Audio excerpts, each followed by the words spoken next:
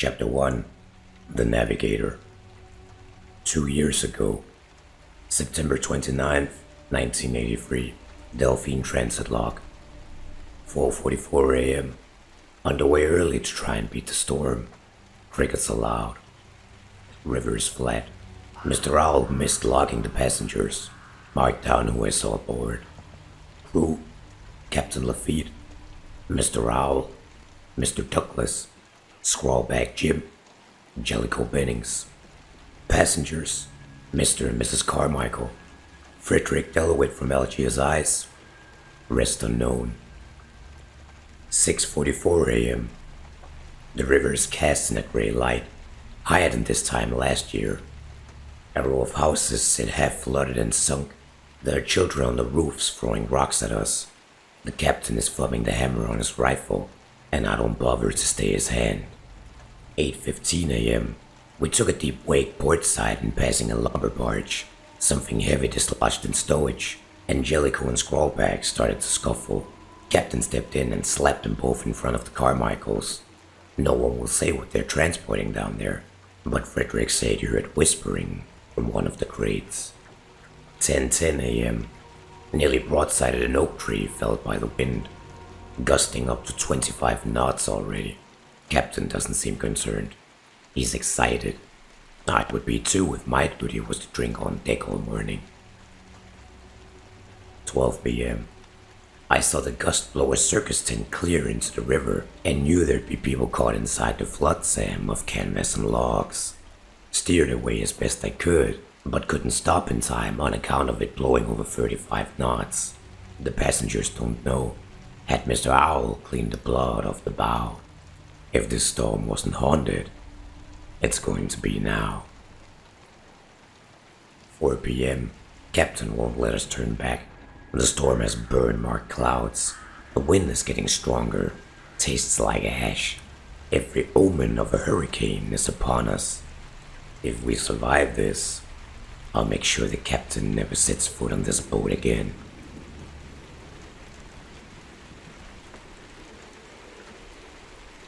Chapter 2 Cardinal Rain. Present day, 1895, summer. Tale of Submission, verse 1. May I doubt the strangeness of the clouds no more. Many forget them, but those of us who remain grounded know that there is something darker lurking behind them. There is a sickness in this rain. It clings too long to leaves and bark. The sound of it dripping on the soil is wrong. Each drop leaves the impression of an insect's footfall in my mind. The mist here tastes rotten, and I'm repulsed anew with each breath. The strange folk are not bothered by the wetness. They dart out of the bushes in the rain, holding iron, boards, rack. They're building a sculpture from this driftwood and the gnarled parts of a boat wreck. They carry each piece as a sacred object, a rare treasure. They're too caught up in the work to notice me. I slunk to the altar they constructed and discarded the secrets of my honor to its tainted form. In return, I've gained a shadow, an extra shade over my own. The corrupted cannot see me now, not the hives with their screeching and swarms blown like leaves, not the armored strung with wild barbed wire. If I'm quiet, I slip between them. I am a shadow, thin enough to cut light. With the bayou's blessing, I can hunt the miscreation known as Rotjaw. But I've lost something. When I close my eyes, I see veins of silver. They're my own veins, but it's not my blood inside them. It's blood from a different land. I feel it. Something else seeing through my eyes instead of me. Something beckoning me to kneel on the banks, to kiss the tracks of the beast with its jaw open to the clouds. The beast that drinks this rain and wishes upon us the foulest season of rot and bloom.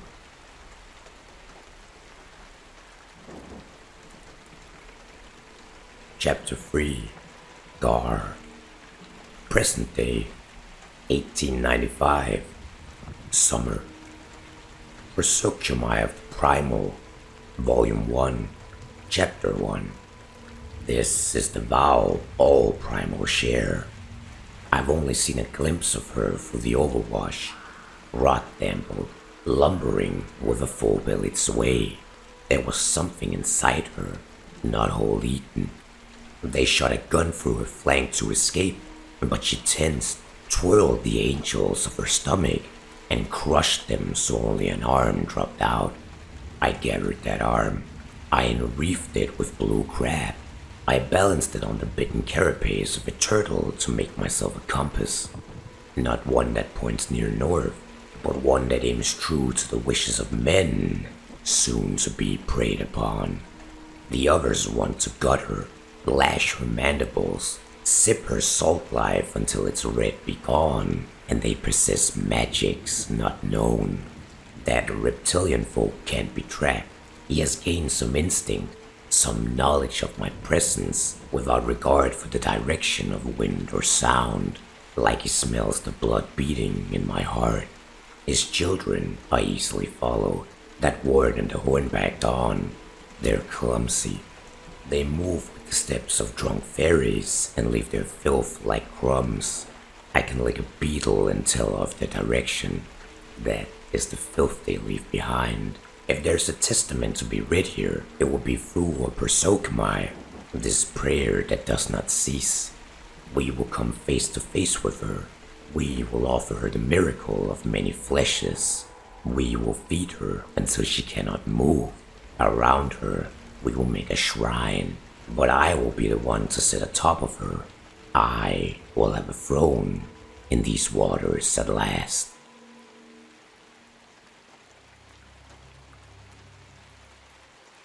Chapter 4, The Navigator.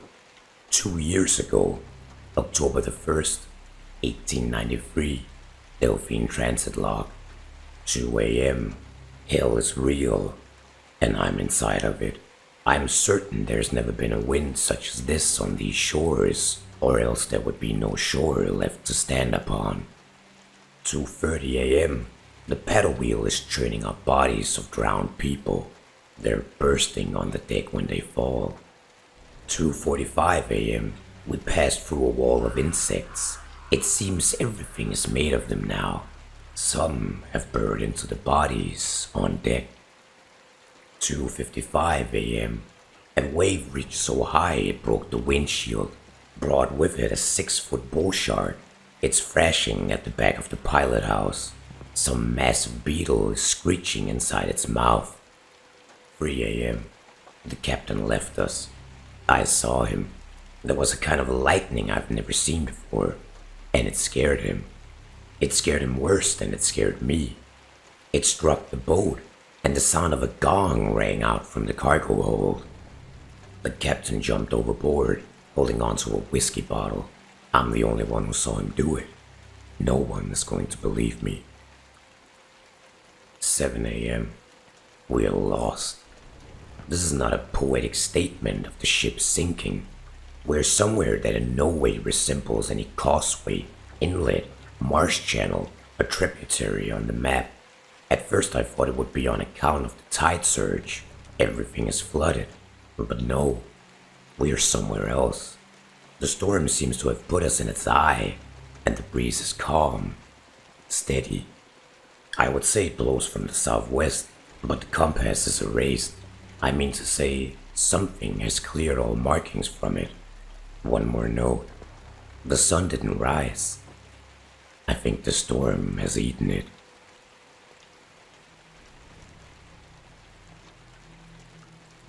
Chapter 5. Wayward Helmsman. Present day. 1895. Summer. Helmsman's landlocked. The smuggler's pact is to put gold before souls. If they don't bleed money, I don't care what risks they take. But the captain smells landworn, a coward even. He clings to his rifle and sweats. She's near, he sputters. Rimbo, Jazz, into the do-reeds to look for cargo. Don't linger at the trace. Get in the reeds they do.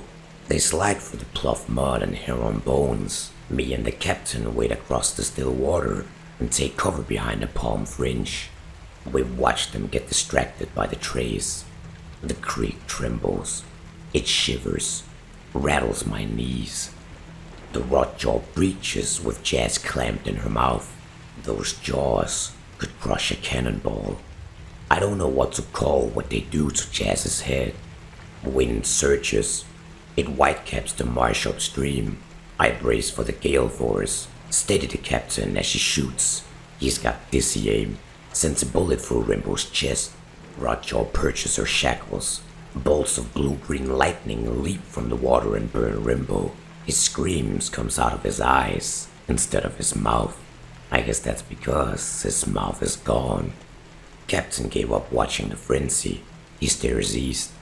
There it is. Mother of Mary. There it is. The captain drops his gun. The smokestack of a ship rises through the gator fort. It steams with a dead fog. But it's real. Knocks a tree over. The rotjaw stops playing with what's left of Jazz and Rimbo. She slinks away and follows the smokestack as it glides downstream on vapors. I don't see how we're supposed to get treasure from a ghost ship, I tell the captain. He winces.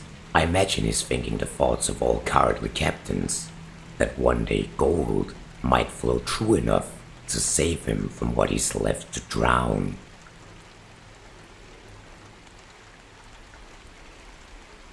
Chapter 6. Gar. Present day, 1895. Summer. Prosercomai of the Primal. Volume 1. Chapter 2. She's generous with her gifts.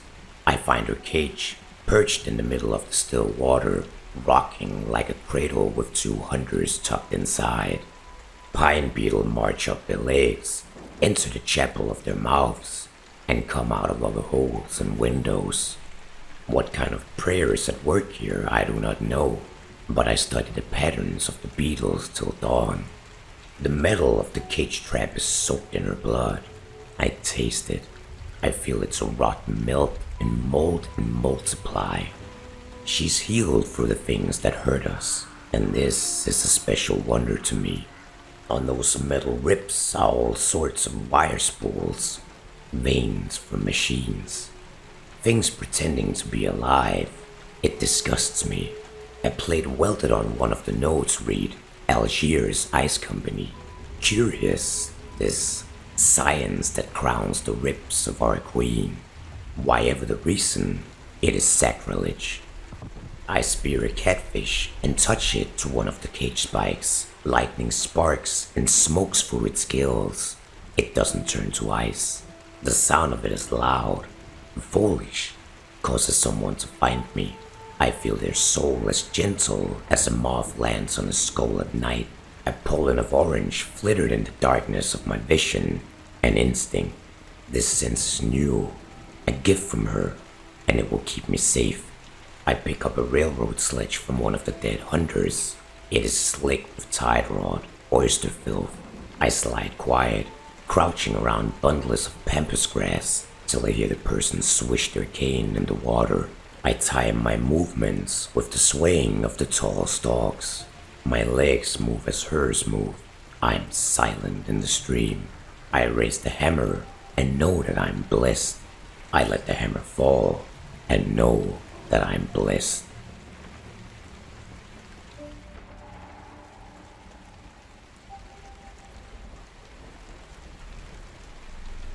Chapter 7. The Navigator. 2 years ago, October 1st, 1893. Still, Delphine transit log. 0 a.m. Time unknown. Time is irrelevant here, as is hunger, thirst, and other bodily functions. If Mr. Carmichael were to cut me open, he would find clockwork, clocks inside all of us. The moon here is a joke. It barely moves. 0 a.m. There are more people aboard than I thought. Most are hiding in cabinets or shuddering naked beneath poker tables. Some find river snails and isopods and shove them into their eyes. There are only a handful of the crew and passengers left to talk to. 0 a.m. I told the rest that the captain abandoned us. Mrs. Carmichael called me faithless, said I steered us into a twilight hell. Mr. Carmichael accused me of pushing the captain over, and Jellicoe agreed, mentioning that our cargo was immaculate. Frederick claimed we had the Ark of the Covenant aboard, that he could hear a voice from it without using his ears. Mr. Owl said he'd gut Frederick if he kept on like that. Scrawlback Jim shot off some rounds, shut them up. He said he wasn't hungry and hadn't pissed for 1,000 years. There was something stalking the boat. He wanted us to go shoot. Apparently, the Delphine is full of guns and stolen goods. He mentioned some kind of crenulated insectile head, like an artifact too. 0 a.m. They've been shooting for an hour. At the giant beetles that plow these channels with their migrations. At the trees. At the waterlogged roaming sailors that explode silver vomit from their mouths. The sailors seem out of time, more lost than we are. 0 a.m. The gunshots woke something up. It raced the Delphine a whole foot out of the water, and then swam out, turned, and rammed us head on. All I saw were jaws tearing into the paddle wheel.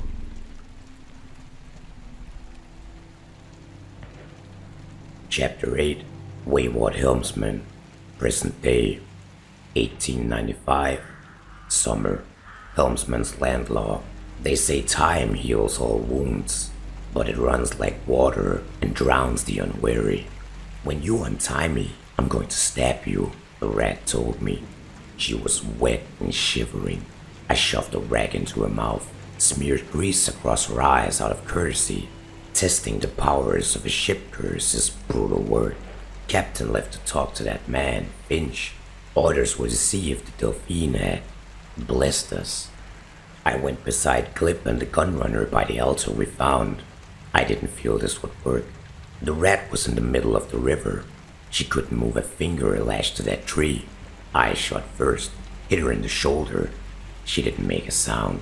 Glip and the gunrunner shot her next, both in the legs. She made a sound then. It was muffled through the rag. I watched her through my scope. Damn me if I don't speak true. The water boiled at her waist. Her skin spit out each bullet. The holes closed, all healed by the water. I shot the knot, let her loose. Glip spat tobacco on the altar. This doesn't mean anything. The Delphine is running from us, the gunrunner told me. From the captain. We hadn't seen her hurt the rat swimming. She was just there, tucked the bayonet into Glip's ribs. Before I could cock a hammer back, she shanked the gunrunner in the neck and stuck me in the armpit. I've seen men shredded by anchor chains, slit at the throat by crane wire. Somehow, we bled more than all of that. Go on, boys, the rat said. Time for your bath. We stumbled into the stream, and the water boiled at our waists. Glip murmured something about mermaids drowning. Our cuts healed. Water turned to blood. The rat pointed north with her bayonet to where steam rose above the trees, and a boat's ghostly engine struggled. Chapter 9, The Navigator. 2 years ago, October 1st, 1893. Forever. Delphine transit log. 0 a.m. It seems we've been on the way for 10,000 years. It feels like I'm made of ley line and fog. Mr. Carmichael can't leave the saloon without licking 5 particles in ritual sequence. North, south, south, west, east, south. Mrs. Carmichael lives inside what remains of the paddle wheel now. She hugs the axle and spins with each turn. Sometimes I hear her singing. Frederick has been building a contraption. He says he can use it to transport us home. When he leaves the cargo hold, I go and break parts of its cage. 0 a.m. Mr. Owl caught a beetle the size of a sea turtle and tried to bring it aboard. He was going to try eating one again, but that alligator lurched out of the water and snapped his arms off. Mr. Owl won't be flying anytime soon. Again, that young girl was on the banks, watching, moving her hands all strange. Maybe she can control that thing. Maybe she can control all of us. 0 a.m. Mr. Owl has rotted from the inside out. Last word he spoke was Rotjaw. 0 a.m. After the fifth attack by the Rotjaw, we were boarded by a man on a rowboat, some stranger we'd never seen before. It shocked me. It ruined my view of this place as pure and chartless. The man said our cargo was special. He said the insectile head buried under the guns was special. Julius Caesar sacrificed a goat on that very relic, the man said. Napoleon Bonaparte tried to feed it to his horse too. He said the object once showed a man how to make the very first fire. He said if we shoved it inside that alligator, we'd all go home. He tapped the deck with his cane when he said home. Chapter 10, Cardinal Reign. Present day, 1895. Summer. Tale of Submission. Verse 2. The breath of a flower could break this man in half. If you patch me up right, I can tell you about the alligator, the bloated man says. He's been wet for a long time. His skin is sick from the rain. The sore seems like a mold he should not have touched. His many broken bones were splintered by a heavy hammer. The man was brought to me by the wolf pack. The leader kicks him in the ribs. I smell blood on them. There was a fight. They want me to heal them. If they betray this kindness, I can squeeze their life back out. They hand me a trait totem. I grip its skull and channel the restoration within as I've heard done before. The thing is dark and hot, and its energy is strong. I feel blood multiply inside the wolf hunters, and the mold withers away from the lowly man's flesh. The totem vanishes.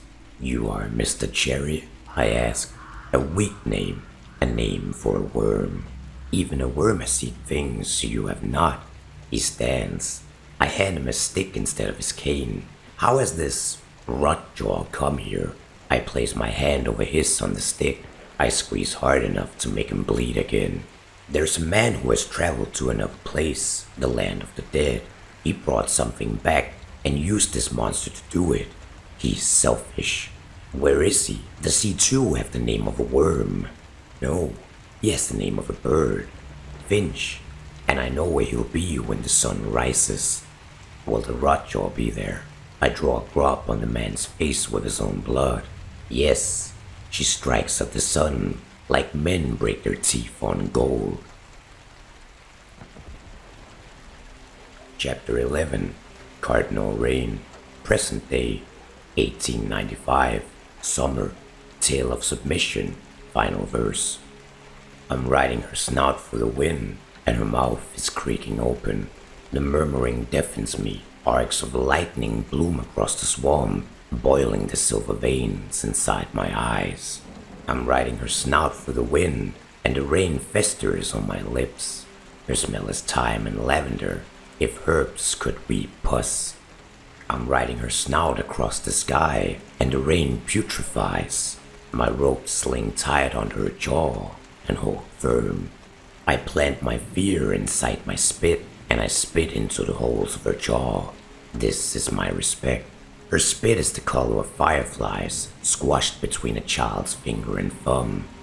I'm riding her snout across the bottom of the river, and the rocks cut me. I'm riding her snout through the boards of a shack, and her entrails snag on wood and glass. Her rot blossoms in the creek, and many fish burn and blacken, and I breathe in their life to give my arms the strength they've lost. I'm riding her snout over the creek, and her tooth shears the lashing rope. She death rolls. I let go. The bow of a ship steams in her lightning filth, arcing over her. I'm standing before her open mouth, and I bow, my arms out. If I drip on her tongue, she'll bite. If I breathe into her, she'll bite. I stand still. I swallow vomit in the rain. Inside the Rotjaw, I see an object not of this land.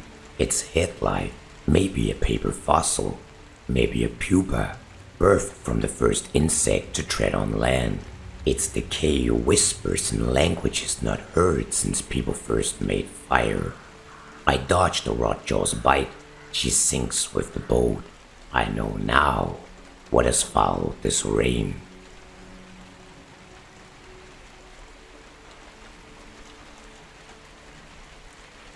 Chapter 12, Gar, present day, 1895, summer, Persocomai of the Primal, Volume 1, Chapter 3. That wrestler weakened the rotjaw and stopped the rain somehow. The clouds are like the fur of a sleeping animal, dead calm. She gurgles in the water.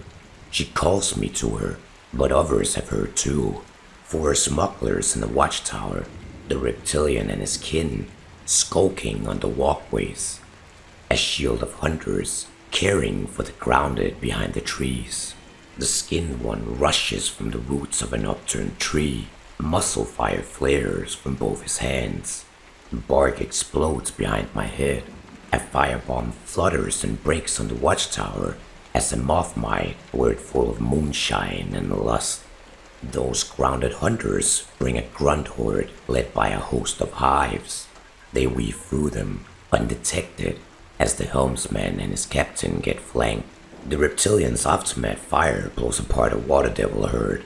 The hornback sets off my trap. She screams, suspended on barbed wire. I hear pistol ammo run dry. I roll into the water. I was born to be as quiet as the thoughts of a wave. My lance pierces the skin from behind. I push its tip all the way through the birdcage of his lungs. Bullets slip through my skin. They're the wishes of butterflies, scorched by summer. A knife blesses my shoulder. An arrow finds my leg. The pain rings a cicada in my ear. But I'm relentless. I've made it to the rotjaw. I touch her for the first time. The heaving, pulsing wildness of her. I bleed all the blood I have left into her mouth and banish her soul as mine is leaving too. I find the ghost of her hand and hold it. If I can cheat this death, so can she. I whisper, I can't save you. I can't make you a throne. I can only crown you queen of my heart and hope its beating brings you back to me.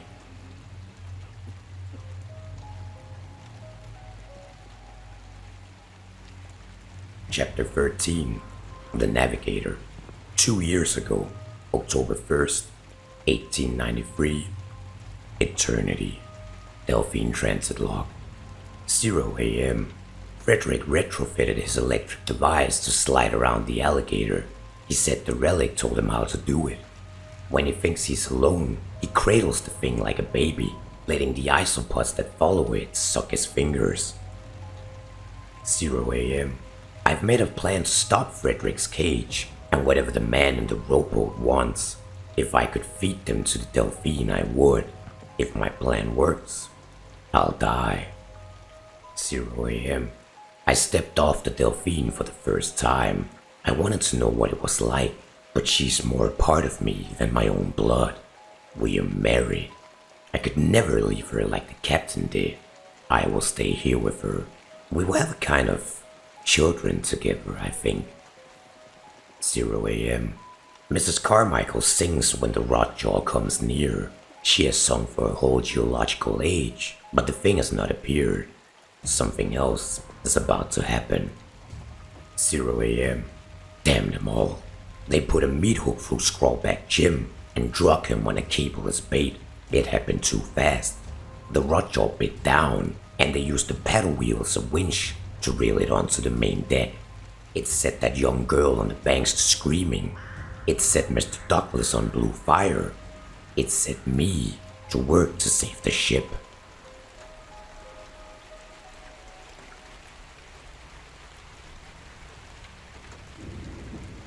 Chapter 14, Wayward Helmsman, present day, 1895, summer, Helmsman's landlocked.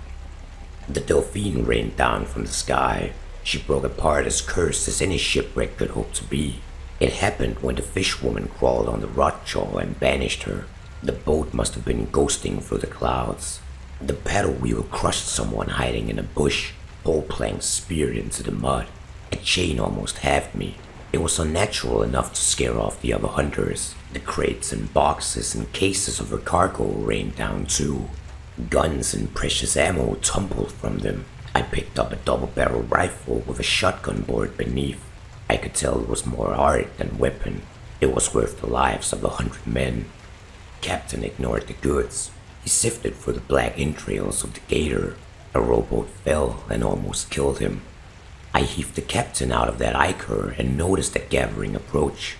They shambled in the manner of priests, gathered all the Delphine's debris. The largest of their following stared me down, while the rest constructed an altar, some familiar hook slung over his back in steam. They marched the new creation downstream in silence. The rat didn't like whatever they were doing. I suppose she was done with damning her soul for money. She held dynamite and the means to throw it. I shot her in the back before she could. The bundle went off in the water and tossed her. The rat hung on to life, and those gathering driftwood dragged her to their shrine. They stacked and mounted whatever guts of the Delphine they could find. They readied their ritual. I watched the rat's soul get turned inside out and absorbed. It looked like a cloud. It smelled like the rain. Maybe that's what this rain is made of. But who's left to care when there's treasure to sell and guns to fire? I saw something gold in the water. I waited and stared, and waited longer to see if it would float.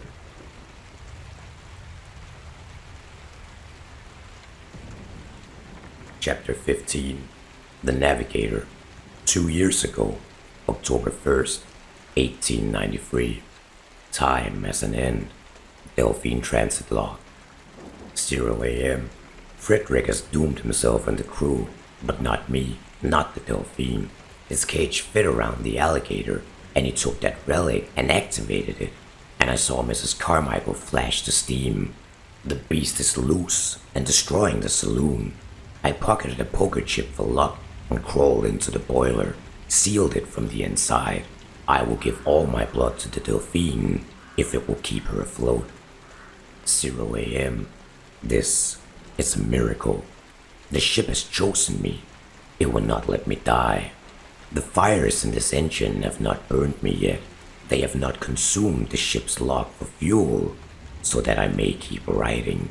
The Delphine knows I'm inside of her. She knows I'm home at last. 0 a.m. All is quiet. I knew the gator had won when the fire around me turned to pale green lightning. I see more stars in these sparks than the sky could ever hold. 0 a.m. I am drifting away. My arm is gone, turned to ash and steam, to give the Delphine breath in whatever water she sails now.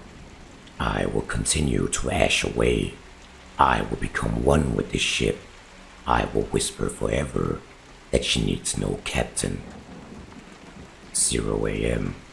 My legs go next. My spine blooms with a special kind of decay.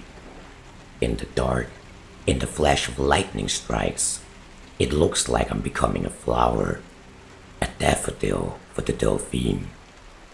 0 a.m. I'm almost complete.